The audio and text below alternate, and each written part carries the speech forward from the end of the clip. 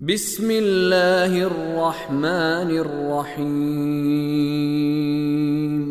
ويل لكل همزة لمزة الذي جمع مالا وعدده يحسب أن ماله أخلده۔ ہر طعنہ دینے والے عیب گو کے لیے ہلاکت ہے جو مال جمع کرتا ہے اور اسے گنتا رہتا ہے، جو سمجھتا ہے کہ اس کا مال اسے ہمیشہ کی زندگی دے گا۔ گزشتہ درس میں ہم نے سورۃ الہمزہ کی پہلی آیت کے الفاظ کے معانی بیان کر دیے تھے۔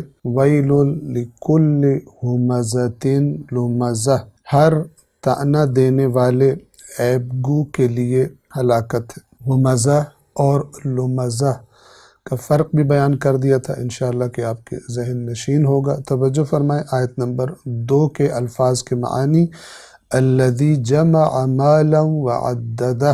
پہلا لفظ ہے الذی، الذی جس نے یا جو کہ، ان الفاظ سے اس کا معنی کیا جاتا ہے جملے کی مناسبت سے۔ یہاں پر الذی جو کہ یا جو جمع کرتا ہے، جین میم عین بنیادی حروف ہیں جمع کے، اور اس کا معنی واضح ہے۔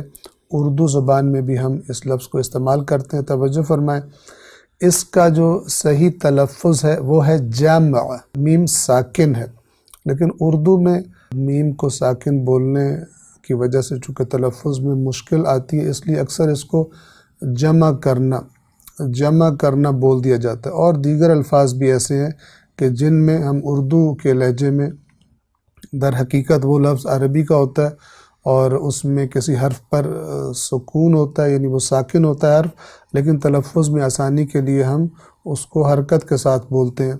اسی طرح کا یہ لفظ جمع ہے، جمع کرنا، اور ہم اردو میں جمع بول دیتے ہیں۔ جمع معنی واضح ہے، کسی چیز کو اکٹھا کرنا، جمع کرنا، اور یہاں پر فرمایا کس چیز کو جمع کرتا ہے؟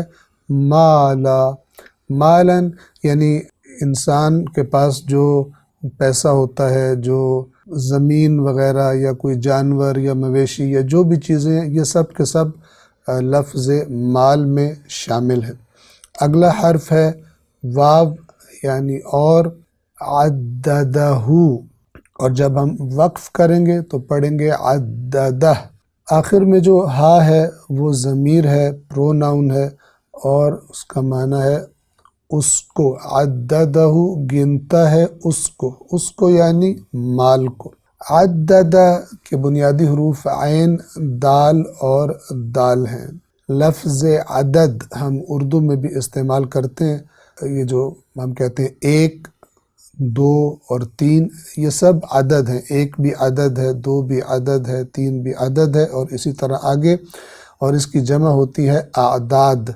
اور جب کسی چیز کی گنتی کی جاتی ہے، جب کسی چیز کو گنا جاتا ہے، تو اس کے لیے یہ عددہ کا لفظ استعمال ہوتا ہے، یعنی کسی چیز کو گننا۔ پس عددہ گنتا ہے اس کو، الذی جمع مالا وعددہ، جو شخص جمع کرتا ہے، مال کو جمع کرتا ہے اور اسے گنتا رہتا ہے۔ یہ بھی ایک قسم کی بیماری میں بعض اوقات تبدیل ہو جاتی ہے چیز، کہ انسان کو اپنی کمائی سے اس قدر عشق ہو جاتا ہے کہ اس کو بار بار گننے میں لذت محسوس ہوتی ہے۔ مثال کے طور پہ بینک میں اگر اکاؤنٹ کھولا ہوا ہے، بار بار اسے چیک کرتا ہے اور اس کے اعداد کو دیکھ کر خوش ہوتا ہے کہ میرے پاس اتنے لاکھ ہیں، اتنے کروڑ ہیں، اتنے ارب ہیں مثال کے طور پر۔